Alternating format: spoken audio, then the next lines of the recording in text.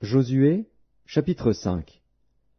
Lorsque tous les rois des Amoréens à l'occident du Jourdain et tous les rois des Cananéens près de la mer apprirent que l'Éternel avait mis à sec les eaux du Jourdain devant les enfants d'Israël jusqu'à ce que nous eussions passé, ils perdirent courage et furent consternés à l'aspect des enfants d'Israël.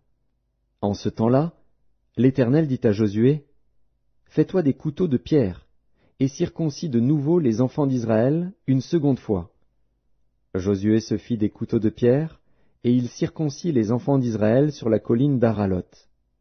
Voici la raison pour laquelle Josué les circoncit. Tout le peuple sorti d'Égypte, les mâles, tous les hommes de guerre, étaient morts dans le désert, pendant la route, après leur sortie d'Égypte. Tout ce peuple sorti d'Égypte était circoncis. Mais tout le peuple né dans le désert, pendant la route, après la sortie d'Égypte, n'avait point été circoncis. Car les enfants d'Israël avaient marché 40 ans dans le désert, jusqu'à la destruction de toute la nation des hommes de guerre qui étaient sortis d'Égypte et qui n'avaient point écouté la voix de l'Éternel.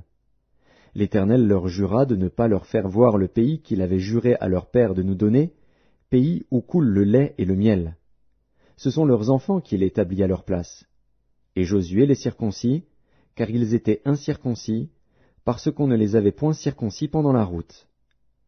Lorsqu'on eut achevé de circoncire toute la nation, ils restèrent à leur place dans le camp jusqu'à leur guérison. L'Éternel dit à Josué, « Aujourd'hui, j'ai roulé de dessus vous l'opprobre de l'Égypte. » Et ce lieu fut appelé du nom de Gilgal jusqu'à ce jour. Les enfants d'Israël campèrent à Gilgal, et ils célébrèrent la Pâque le 14e jour du mois, sur le soir, dans les plaines de Jéricho. Ils mangèrent du blé du pays le lendemain de la Pâque, des pains sans levain et du grain rôti.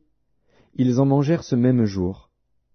La manne cessa le lendemain de la Pâque, quand ils mangèrent du blé du pays. Les enfants d'Israël n'eurent plus de manne, et ils mangèrent des produits du pays de Canaan cette année-là. Comme Josué était près de Jéricho, il leva les yeux et regarda. Voici, un homme se tenait debout devant lui, son épée nue dans la main. Il alla vers lui et lui dit, « Es-tu des nôtres ou de nos ennemis ?» Il répondit, « Non, mais je suis le chef de l'armée de l'Éternel. J'arrive maintenant. » Josué tomba le visage contre terre, se prosterna et lui dit, « Qu'est-ce que mon Seigneur dit à son serviteur ?»